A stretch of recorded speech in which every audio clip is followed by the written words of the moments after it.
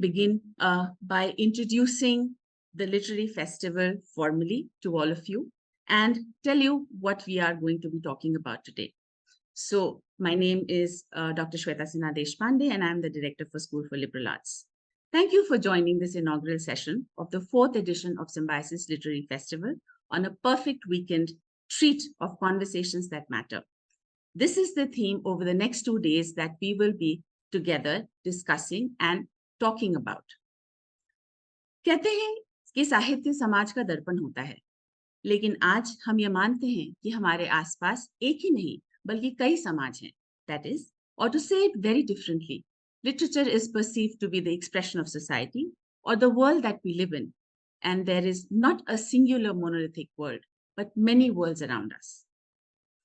Thought, speech, and continued conversations are integral to human society, not just to connect us with each other, but also because for millennia, this is how knowledge has transformed and has been transmitted across the world. To give you a fun fact, it is believed by anthropologists that gossip has been one of the major reasons why knowledge was transmitted and knowledge was created. Moving from there, from gossip to literature has been a long journey over a couple of millennia. But yet, when you think of literature, it represents not just one, but many such worlds. And a literary festival brings together these many worlds from all across age, gender, cultures, and communities under a singular umbrella for a very short while. And it is in this short while that we try to nurture these conversations. If we want to know and understand more than what we experience, a literary festival brings these multiple worlds and more so at our fingertips if it is on an online mode, just like we are today. SSLA's association with literary festivals go back to 2012, with us traveling to Jaipur Literature Festival as an intellectual treat for our students and our faculty. The Symbiosis Literary Festival was conceived with the idea of further democratizing this engagement with literature and meaningful conversations to ignite critical thinking on issues crucial to public discourse. Symbiosis, as an institution of higher education, aims to promote intellectuals, students, and the larger community to make conversations that matter more accessible. In this 21st century, these conversations have moved beyond the neighborhood and the print media to involve interactions in the digital space. Book readings, panel discussions, and one-on-one conversations will focus on topics pertinent not just to India, but to people around the globe. The festival aims to foster meaningful dialogue by reminding audience of the joy of reading and the pleasures, and the pleasures of community engagement. Over the next 2 days, our speakers and themes will cover an array of subjects that vary from politics and diplomacy, artificial intelligence and the future of language and literature, business and strategy, regional media and public opinions, lives and experiences of maestros, to our love for food and the wanderlust. Our guest speakers are leaders, luminaries, and maestros such as Usha Uttup and Javed Akhtar, Mr. Rajat Sharma, Mr. Abhinandan Sekhri, Ambassador Pavan Verma, Mr. Girish Kuber, Dr. Aminata Cairo, and our very own from the Symbiosis family, Dr. Raghunath Mashelkar, who is also our chief guest for our inaugural session. Welcome, sir. Good morning. Thank you. Thank you very much.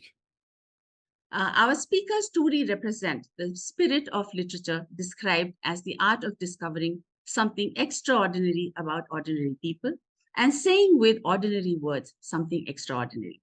With that, let me invite Dr. Vidya Yervadekar, Principal Director of Symbiosis Society and Pro-Chancellor, Symbiosis International University, to share her opening remarks. With a postgraduate degree in medicine, a degree in law, and PhD in internationalization of higher education in India, she's committed to shaping India's higher education globally. Over to you, ma'am. Welcome. Yes, thank you, Shweta. Thank you very much for inviting me to give the opening remarks for the 4th edition of the Symbiosis Literary Festival. I welcome Dr. Mashelkar, sir, who I see here on the screen. Thank you very much, sir. Your talk is always inspirational, and we look forward to your talks, not just at Symbiosis, but at several places that you deliver. We watch your, YouTube videos and don't miss an opportunity to listen to you. Dr. S.B. Muzumdar sir, the Chancellor of the University, Dr. Raman, the Vice Chancellor of the University, and a large audience, both from India as well as abroad, which has joined online. It is students, well-wishers of Symbiosis, faculty members, and academia from various regions of the world. It gives me great pleasure to welcome all of you to the 4th edition of the Symbiosis Literary Festival. And we purposely decided it to do online because we learned from the pandemic that the online literary festivals are well attended. It's easy to get speakers, and it's also easy to relate to the audience because the audience comes in large numbers, can pick up sessions of their what they like to listen to, and also respond in the chat boxes through question and answer sessions, and therefore a very active participation. I sometimes wonder why should universities hold literary festivals. In fact, there are very few universities in India that actually organize literary festivals because there are so many literary festivals around us. The Jaipur Literary Festival, of course, the one which is the most prestigious. Then you have a literary festival in Mumbai, in Pune, and several other cities where students can actually go and attend. But I think a literary festival on the campus or organized by a university that definitely makes a difference. It's not just about reading books of various authors, discussing books, and inviting authors, but as Shweta very rightly said, it's for a much larger cause.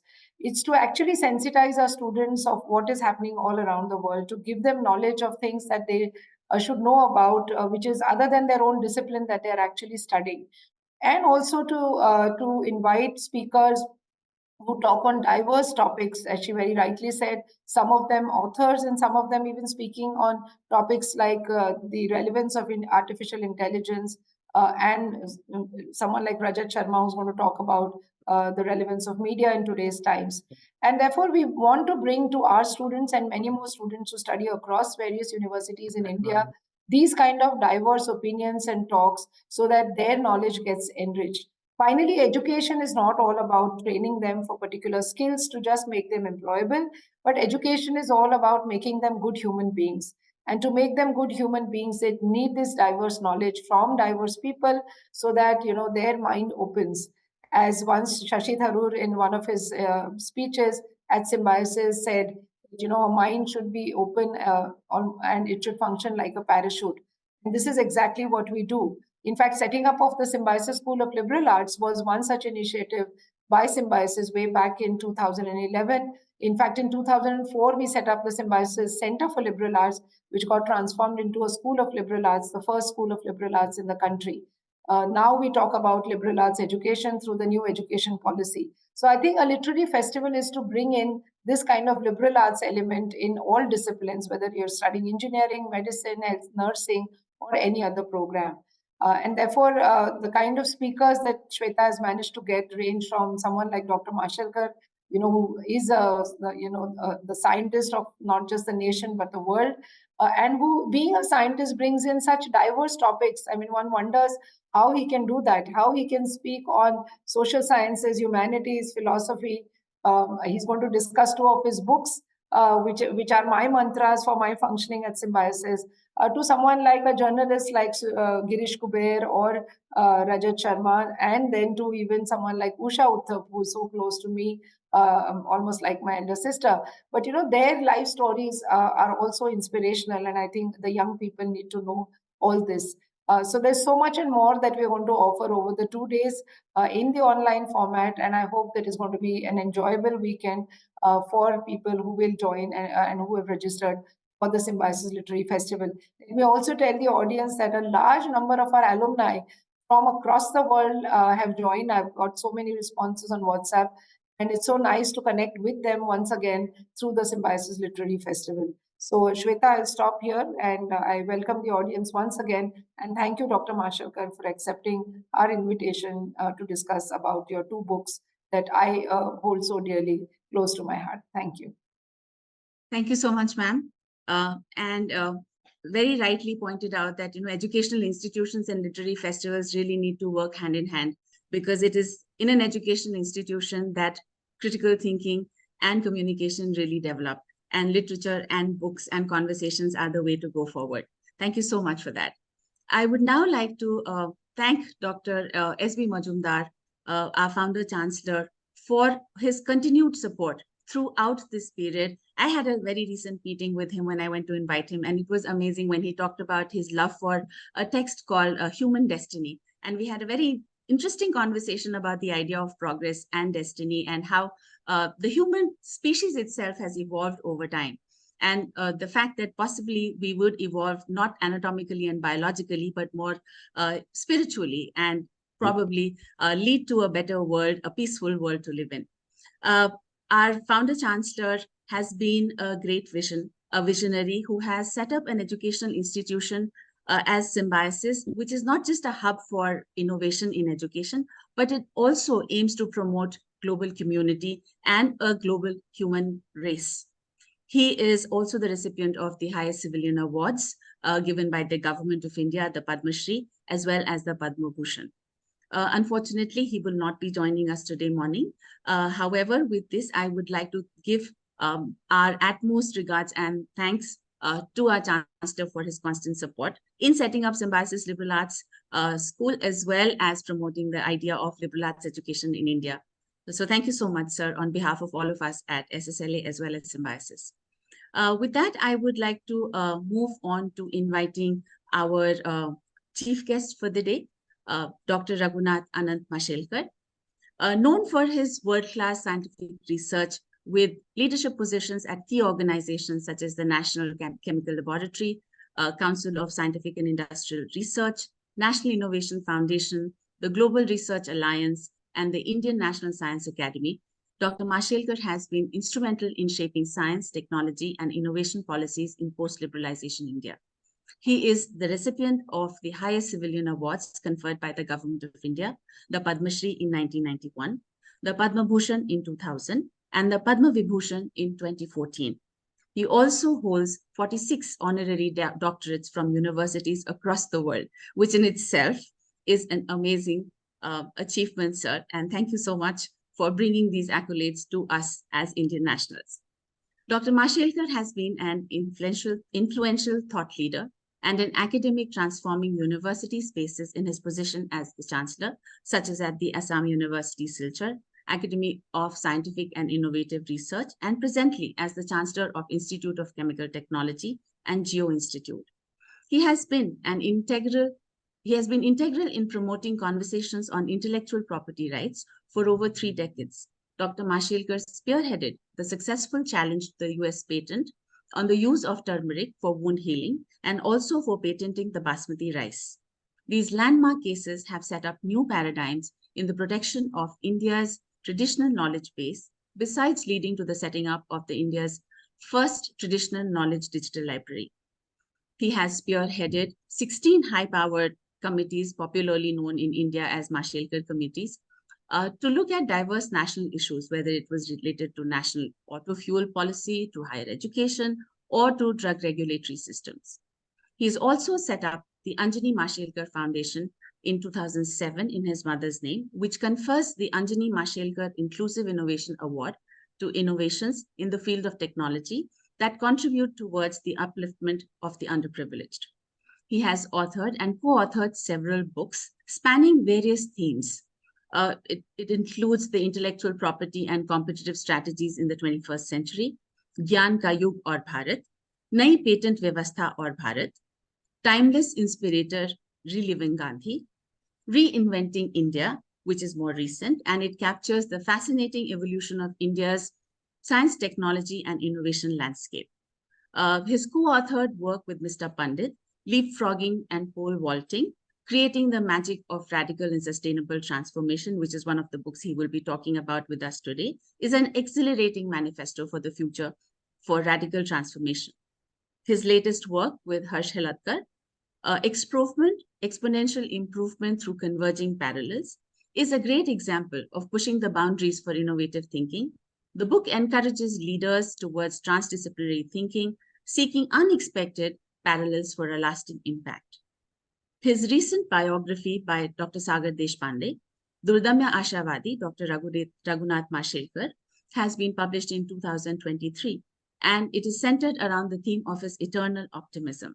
On a personal note, sir, just like Vidya ma'am, Your conversations have always truly motivated me, and it's inspired me to look for the positive and possible achievements, while definitely not denying the reality and the hardships that frame around it. So with that, sir, may I please request you to deliver your key address? It's it's an honor and a privilege uh, to sort of come together with you through this new powerful medium. I must apologize for my voice. In fact, a couple of days ago, I've had this viral fever, and I'm just recovering from it. And the voice has got affected. Fortunately, I'm still able to speak, so that's lucky. So with that, thank you very much for having me. You are always ahead of time, and this literary festival is an idea, again ahead of time, being held by a university. Literary festivals are not uncommon. Like there is this Tata Literary Live Festival. Like this book that I'm going to talk about, this got the Best Business Book of the Year award from Tata Live Festival, but it was done by Tatas, not by an institution. It's very rare that such a thing is done, and I'm very happy, very proud. Being a scientist, I must be precise. So let me be precise. First and foremost, I'm a proud alumnus of Symbiosis. One of my honorary doctorate, and which is most precious to me, came from Symbiosis. And the actual number is not 46, it is 47. And next week it will change to 48. As a scientist, I think I must put, but I think short point is that I'm very proud. The third point is the importance of such literary festivals. You can see I'm sitting in the background of my library, and if you come to my home, you'll find it difficult to wade your way through because it's books, books, books, and books everywhere. And that includes my office and this. Because very frankly, uh, books actually convey both knowledge as well as wisdom. All right. And it is captured so brilliantly in just a few pages, which can become lifelong sort of learning. And when somebody asks me, tell me about your guru, the first thing I mention is about the books that they have been my sort of guru. So I think this is a great initiative. Congratulations, Vidya, for your fantastic leadership. And of course, Dada's blessings. I'm sorry we are missing him today. I'm going to talk about two of my books. One is the leapfrogging to pole vaulting, and the second is experiment. Now, if you put them together, they have a sort of a common theme that is going exponential. Okay, that means not linear, but beyond the realms of possibility, making impossible possible, and so on and so forth. And you called me, you talked about the book, Durdamya Ashavadi. In English, it is Dangerous Optimist. And I'm dangerously optimistic. And therefore, I'm a great believer that India can, India should. So let us come to this book. Let me tell you the origin, because there is always an inspiring moment in which the book is born.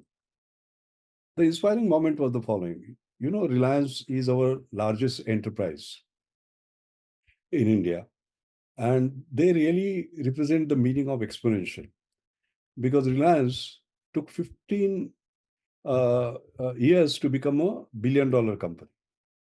15 years. But they moved from 1 billion to 10 billion in 15 more years. Not twice, but 10 times. And they moved from 10 billion to 100 billion in 5 years. And they moved from 100 to 250 billion in 3 years. Can you just imagine? That's what I mean by exponential.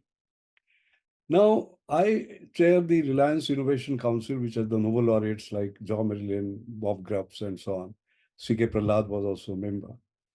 And once Mukesh and I were talking, and he said, Doc, we must leapfrog. So I said, do you know, Mukesh, why the frog leaps? He said, I don't know. I said, he leaps because he's afraid of the predator. He's afraid of the enemy and jumps a few feet and again a few feet. Do you want to do that because you are afraid of your competitor? Or do you want to pole vault? The size of the pole is the size of your aspiration. That is where the idea was born of creating a leadership program called Beyonders. And with that, do you know what was the task that was given to them? Making impossible possible. That's all, one liner. So they were setting unreasonable goals, challenging conventional wisdom, getting even ordinary people to do extraordinary things, suffering from divine discontent. No matter what we achieved, we can always do better. And of course, generating exponential value, like I sort of mentioned. So that was the origin of the book. And then my friend Ravi Pandit, I've been chairing the Innovation Council of KPIT Technologies, and I've been on their board for a number of years. I've been pushing innovation everywhere, Thermax Innovation Council, Reliance Innovation, whichever company I go, pushing innovation, because innovation is the way. So two of us came together to write this book. And this book is interesting in many ways. The first is that it shows that it is possible to aim for not just 10%, but 10x, provided your aspirational levels are high and provided you have a strategy. Secondly, the book shows that it is not only the technology that is the winner, but there is a step formulation that we have talked about. The step is technology, policy, social engagement, and economic model. Because normally when you have a great technology, you feel you have done everything. No, that is not the case. Technology, we are unlikely to see successful solutions to any of our real big problems without technology. Solutions that use technology effectively will keep up with changing times while also standing at the test of time. And we have seen like ChatGPT, and then that will be, that will be gone and something new will come. Policy, a bold, consistent, enabling regulatory environment with adequate government support will be imperative. Then social engagement. On most occasions, change in policy is not initiated by government. It is the people at large who come together to push policymaker into doing what is good for society. And finally, economic model. Finally, economic sense has to be there. So this actually, the book is 347. 3 is that we are tackling the problem of energy, environment, and employment. That is 3. 4 is this step. And 7 is, somebody asked us, when you pole vault, how do you make sure that your back is not broken? That means, how do you make sure that your innovation has an assured success? So the answer is given in terms of the assured framework. And that assured framework has become popular around the world now. Okay. I'll explain that assured framework to you because this is the crux of the book. It is not the number of copies of the book that are sold, but it is the number of ideas from the book that are sold. I think that is very important. And that assured framework was liked by even Ratan Tata, who said the captivating book, through its impressive assured innovation framework, shows the way forward. A must read. If you see the book, it says that. And what is special about it, there is a lot of learning because we do a lot of research, but success is limited. How do you enhance the chances of success? That's what it shows. And in fact, in the book, you will find a table in which we show how companies who were very successful at one point in time don't remain successful because they miss one of the parameters. Now, what is assured?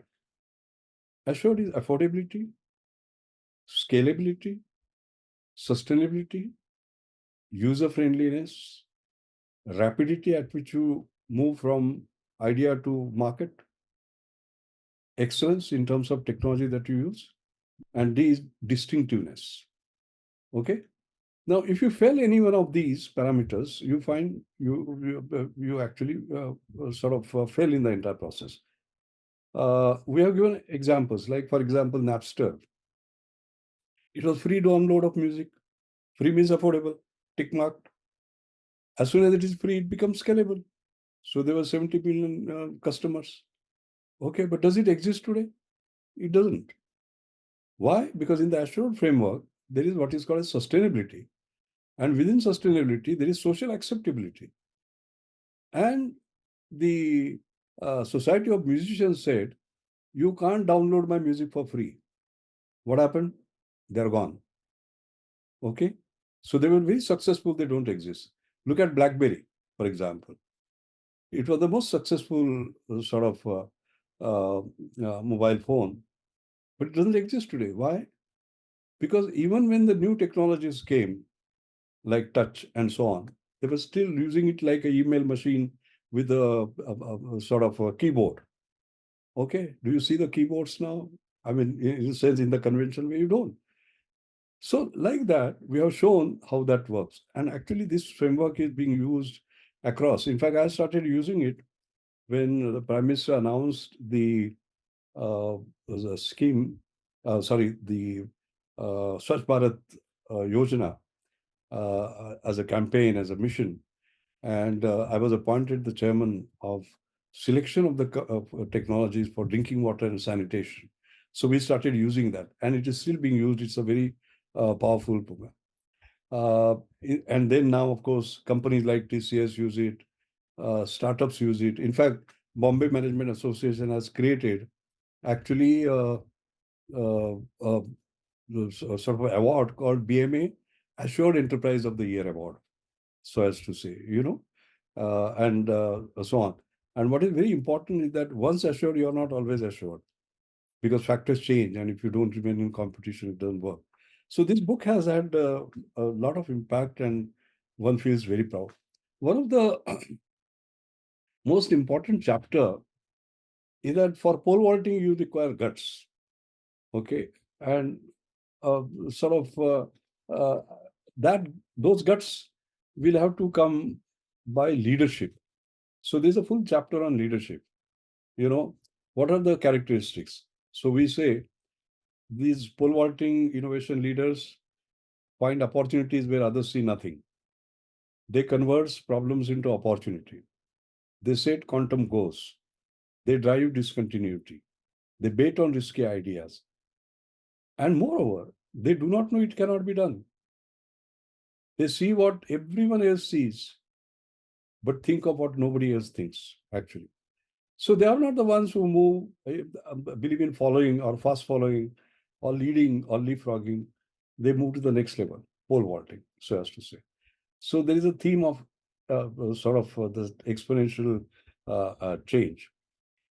The other point that I want to make about the book is, if you see the philosophy that has been mentioned there, and if you see India's journey over the last few years, you'll see that we are chasing the exponentials. For example, if you see the mobile data consumption, within 8 years, do you know by what factor it has gone up? 3, 4, 5, 6, 67 times. Okay. So in GB per minute, it moved from 0.29 GB per minute to 19.5 GB per minute. That's an exponential. That is a pole vault, not leapfrog, pole vault. You look at real-time transactions. UPI, for example, 2017, they were 0.1 billion. Today, they are 74 billion. Okay, 2022. And in fact, 2022 UPI clocked 74 billion, 46% of the world. We are not even a single digit of the world. Now today we are 46% of the world. You look at PM Jandan Yojana, for example, 2015 to 2023, from 14.72 crores to 50 crores. Or use even light emitting diodes, from 0.1% to 88% just in 7 years, actually. So India is on the move, the exponential path, the leapfrogging to pole vaulting path that we talk about, and the principles that have been laid there. With bold leadership, policy, and advancing technology, we are moving. Now, many of the audience will be young, and I cannot I have to talk about startups, for example. Just see what has happened in the startup space. Again, pole vault. Look at 2016. We had barely 476 registered startups. All right. Within 7 years, 70,000, now 90,000. You can see the explanation. Unicorns, up to 2016, there was one unicorn per year. In 2021, there was one unicorn per week, 44, not 52, but almost. And of course, there have been some recent challenges that I have not come to, but this is the most unbanked country in the world is today doing the most sort of transactions. So that is what we are talking about, not walking, not crawling, not walking, not running, but pole vaulting. That is the spirit and how we can do it. That is one book. The second book is a continuation. It is called Experiment. If you Google, you will not find experiment. You go to dictionary, you will not find experiment. So experiment is a word we have coined, and that means exponential improvement. But how? Exponential improvement through how? What? It is through converging parallels. Now you will say, come on, you are joking, because parallel lines do not meet. Okay? But if you make them meet, you can get breakthroughs. That's what this shows. And relating the most unrelatable, connecting the unobvious gives far more results, powerful results than connecting the obvious. That's the theme of the book. Okay. Now, in this book, if you just see, the reviews are very interesting. Mukesh Ambani says this new Haladkar Mashelkar book gives a fascinating new path for achieving disruptive, game-changing innovation. Narayan Murthy says a powerful new paradigm for innovation-led exponential growth. We are talking about exponential. Kiran Mazumdar says an inspiring read for every startup entrepreneur who wants a breakthrough idea. Or Alan Finkel, the former chief scientist of Australia, says human ingenuity is an inexhaustible resource. Experiment explains how to mine it for maximum effect. So that's the book. Now you might say, can you explain what it all means?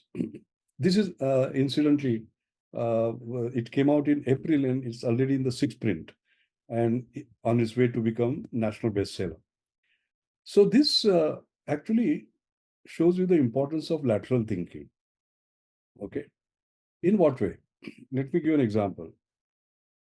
We had Henry Ford, who was manufacturing cars. Each car will take 12 hours for assembling. He reduced it by 10x. Each car was very expensive. He reduced his cost by 10x. How did he do that? Did an auto manufacturing consultant tell him what to do? No.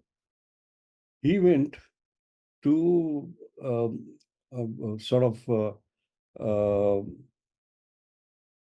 animal slaughterhouse where meat packaging was being done. And what he found interesting was that the worker did not go to the part of the animal, but the part went to the animal, to the worker, assembly line, you know. He got that idea and started using it. Now, what is common between auto manufacturing and animal slaughterhouse? Nothing. So the book has many such fascinating ideas, like the way microprocessor works, how a football team learned that and used that method to move from bottom of the league to the top of the league. Then there is another one where how looking at when you drop a toy, the way it falls, how in space exploration they use those models. There is another one where you see something interesting. A Formula One car, for example, when it breaks down and it just the tires have to be sort of reassembled. They are done in 5 seconds. Then in manufacturing, one company said, when I change my one brand to another, the changeover takes 2 hours. If they can do it in 5 seconds, why does it take 2 hours? And they use some of those methods. And can you believe it? they could produce 2 million additional tubes per year. And there are several such fascinating examples. I'll not go into the detail, but we also show what it takes to think like this, basically, because our thinking is, rote learning, learning by rote, repeating it, and so on and so forth. How do you do that out of the box thinking and create the next paradigm of change is what is very sort of important. So I would say, in summing up, that these two books actually laid out an ambitious agenda for uh, uh, any corporate, any and our own nation, that we are growing and we are seeing $5 trillion by such and such time and X $1 trillion by such and such time, etc., etc. No, I think we should go with the mandate of pole vaulting. We have shown, I've give you 5, 6 examples in different areas how we have done it. I see no reason that magic of radical yet sustainable transformation to a great advanced nation, which will be not just among the top, but the top, can be done. That is the spirit of these two books. Thank you very much. Thank you so much, sir. It was wonderful listening to you, hearing the pole vaulting that India or the world for that matter needs to take forward. I am an archaeologist by profession, and it's interesting that when we talk about pole vaulting or game changing technologies and changes that have happened, that is what led the world to be where we are, whether it was the first stone tool to agriculture, to the industrial revolution, to the fourth digital revolution. Yes, what you say is truly, truly right. And it would be amazing if we could take this forward with our young generation, teaching them how to not think within the box, but out of the box. And I think that is what a liberal arts training and what we try to do at Symbiosis now is looking forward to. So we have audience and students who are here who would love to talk to you and interact with you with some questions. If you're open to it, I will open the floor to the question. Sure, Thank please. you. So audience, here's your opportunity to reach out to Mashelkar sir and ask what you want to. Please keep the rules of the house in mind when you are doing so. As and when I request you, please unmute yourself, switch on your camera and ask your questions. But to do that, please raise your hands first so that I can see who wants to ask the question and we can go forward with that. Anvi, can you please unmute yourself and ask the question? Yes. Hello. Am I audible?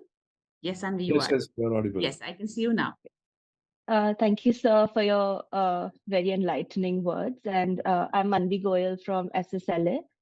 And my question to you today is in context of the recent announcement of the Nobel Prizes in the sciences that were announced this year. And how we see that only a few individuals are awarded for their scientific work. But considering that scientific breakthroughs often result from the collaborative efforts of many individuals over many years, how do you think that affects the public perception of scientific research, especially of those who may not necessarily be familiar with the scientific process? Yes, that's a very good question. I think you must distinguish between science and technology. Okay. Just as you have a Nobel Prize in science, there is a Nobel Prize in engineering. It is called Queen Elizabeth Prize of Engineering. It's a £1 million prize, and I happen to be on its jury. Okay. Now, there in science, what happens is that, let's say it's some fundamental research and there is a breakthrough in terms of a new idea, okay, like structure of DNA, all right, the double helical structure. Then the scientists who are responsible for it, it could be one, it could be two. In this case, there are Watson and Crick. Many times there is only one individual or two individuals. They are identified. Okay. But it's a scientific research breakthrough where the first to publish that research actually gets identified. Because in Nobel Prize, what is important is that who said the first word. Then there are a lot of followers. You get the point. For example, superconductivity. Bednarz and Mueller found out the room temperature superconductor first. Okay. And then, of course, in India, we started and we created so many. But we won't get Nobel Prize. The first person to think of it get the Nobel Prize. Please understand. Now, in Queen Elizabeth Prize of Engineering, for example, on 12th of October, the Queen Elizabeth Prize of Engineering was given to Martin Green, along with his 3 collaborators, not alone. What did he do? Today we talk about solar. Solar conversion efficiency, solar photovoltaic, was around 14 to 16 to 18%. He pushed it to 28%. He means all his collaborators. Okay, and that is why we have the change that you have seen now. So that's a major breakthrough that changed the world, actually. But he did not get it alone. He got it with all his partners. So you have to understand that science can be an individual sort of endeavor, like the polymerase chain reaction, PCR. That idea came to the inventor, while he was driving a car. And it was his idea that he published, and he gets the Nobel Prize. But converting that PCR into a machine, etc., that's a separate matter altogether, where there are several people who participate. So please understand the distinction between the two. Okay? Thank you, sir. Thank you. We have another student, Anya Kulkarni. Anya, please unmute, switch on your camera and ask your question. Yes. Am I audible? Yes, Anya, you are. Okay. Hello, sir. My question for you is, having worked extensively on issues related to intellectual property rights, what advice could you give us as students and common citizens who can be future startup founders? Yes, I think it's very important to have awareness, because Sir J.C. Bose, he was the inventor of wireless local loop, wireless, okay, iron mercury, iron corer. But when Sister Nivedita went to him, he said, no, I'll not patent it. And then all of you have studied in school that Marconi invented it. Not Marconi. Marconi came much later. But problem was Sir J.C. Bose did not take a patent. That was 1898. And in 1998, I fought the Basmati battle, as you know.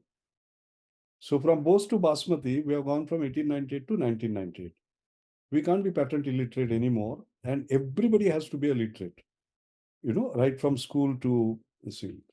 Now, why it is important is that knowledge creates wealth, but only knowledge, that usable knowledge that is protected. So if you don't protect it by a patent, you can't create wealth out of it, because then you have proprietary rights for a limited time.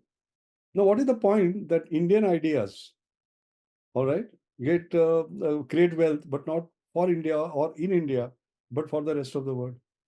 I remember the Professor C.N.R. Rao, Bharatratna, great scientist, actually. I just was with him on his 98th birthday.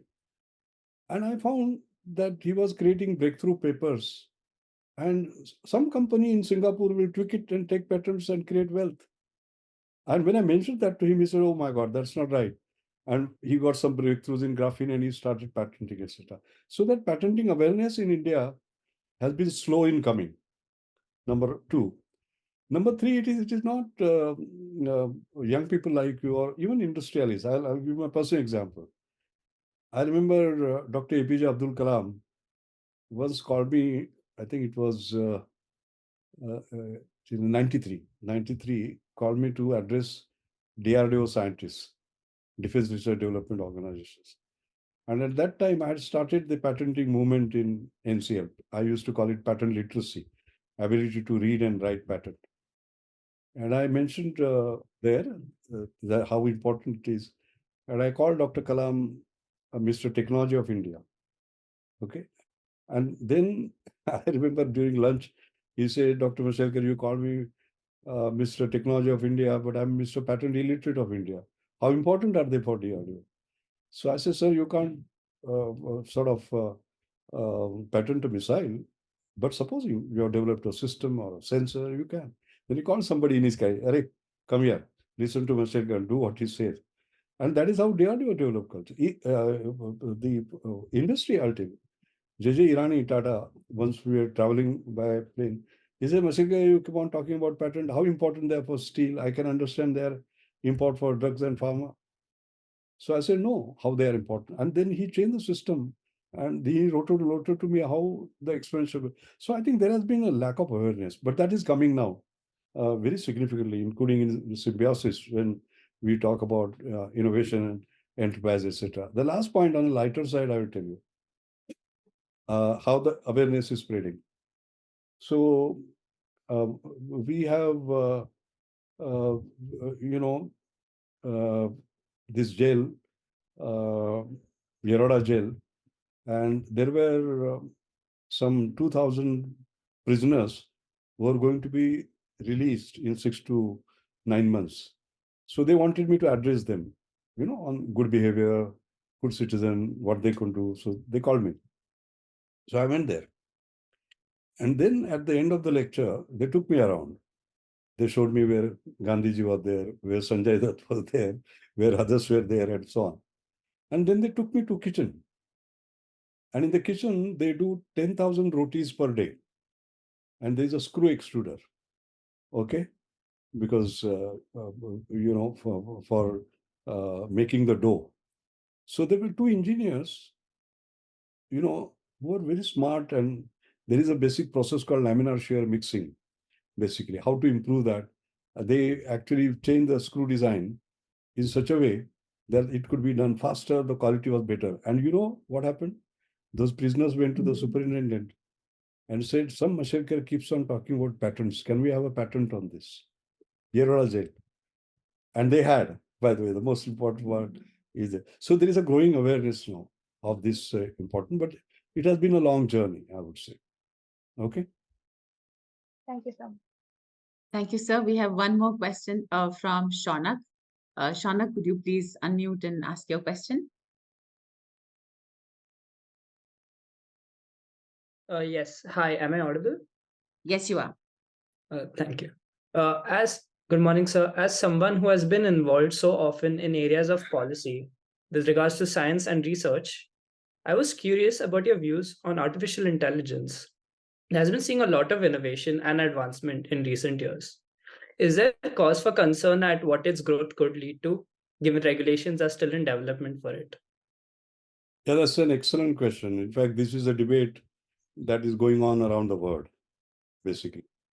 AI is an extremely powerful tool, and particularly generative AI is going to change the world. I use generative AI, by the way. I use ChatGPT. I'm a very avid user of that. The challenge is that for any technology, what they say is there is a yin and yang.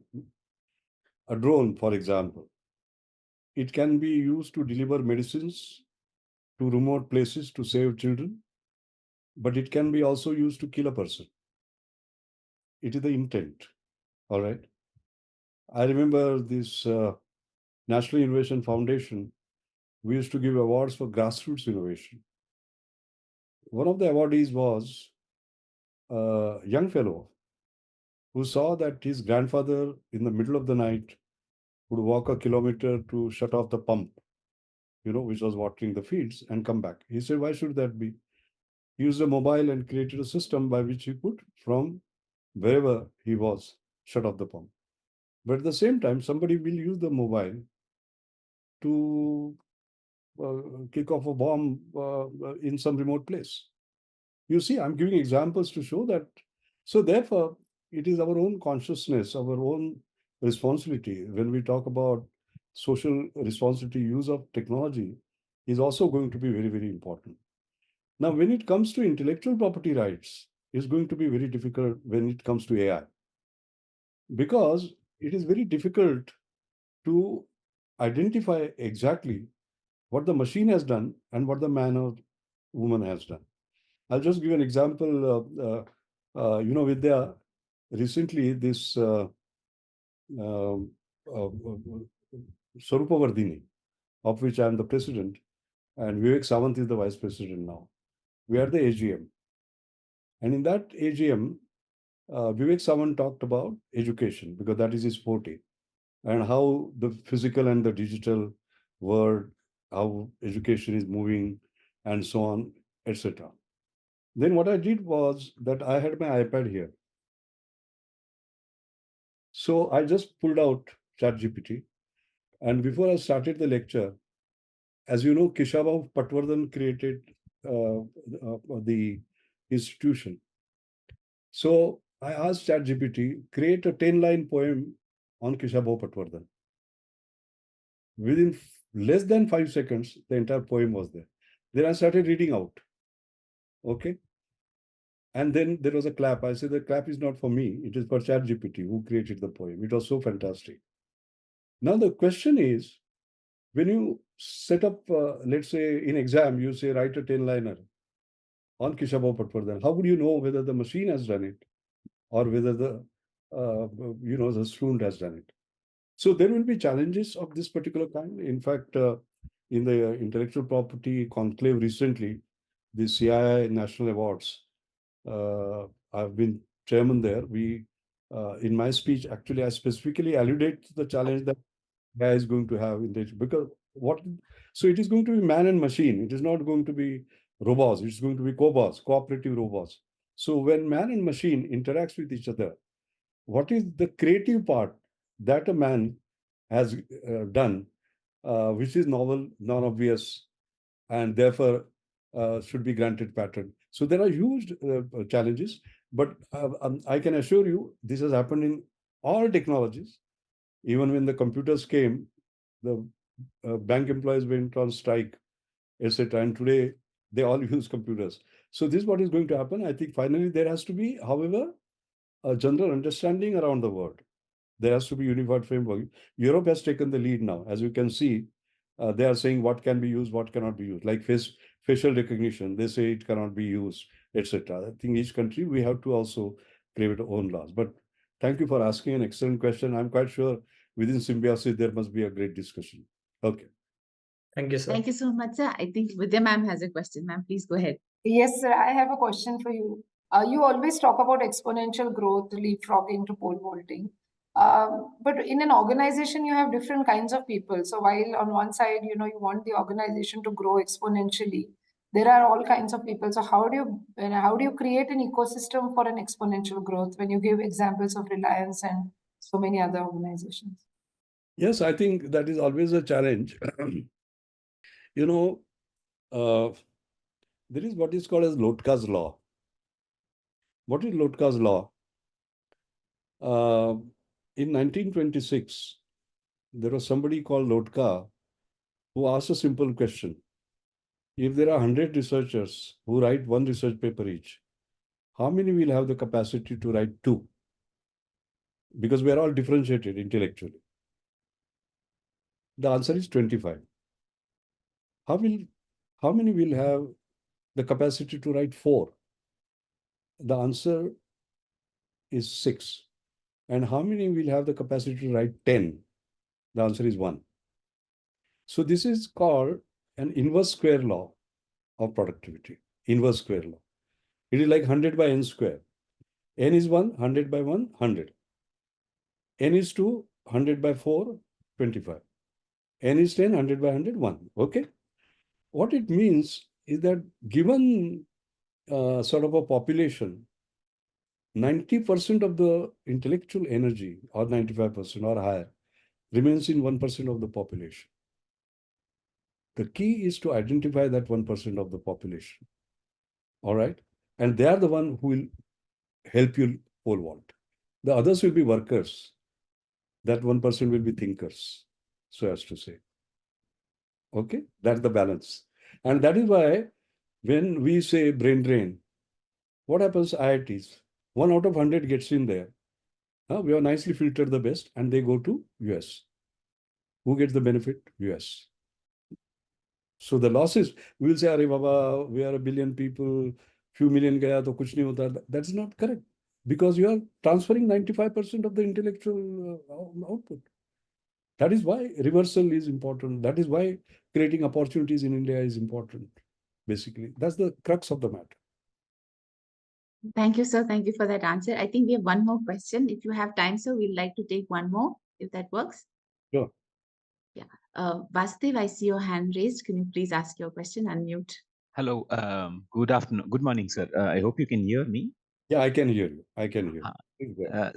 Thank you, sir. Thank you for the wonderful talk, sir. Sir, I teach at the Symbiosis School for Liberal Arts, and I like to think of the historical and philosophical implications of technology, and especially concerning society-technology interface. So, if I could sort of move the conversation away from technology-led growth to growth of technology itself. I'd like to know what your views are in terms of jobs. Do you see there would be an increase, for instance, in technology jobs or human technology interface jobs? I mean, I was just wondering what your thoughts were. Yes, I think that's again is an excellent paper. If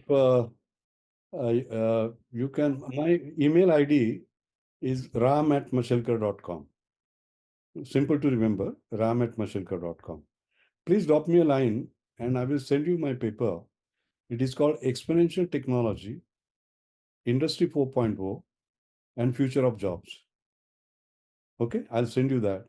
And you will find lots of answers for your sort of question. I think the first thing is that people are afraid that now that uh, sort of machines are coming, they are taking over, and men will lose their job. When I say men, I mean, by the way, men and women, please. So that is not the case, because each time a job is displaced, there are new jobs that are created. That's number one. For example, when you say robots, somebody has to manufacture them, somebody has to design them, somebody has to write the software for them, somebody has to maintain them, and so on and so forth. So the nature of jobs will change. That's the first thing. In fact, when Mr. Prakash Javadekar, when he was the education minister, he had come home for a cup of tea, and I gave him a list of 56 new jobs that are coming up because of these, big data analytics, artificial intelligence, machine learning, blockchain, and so on and so forth, etc. So new job, that's first. The second is the most important part is the human machine interaction.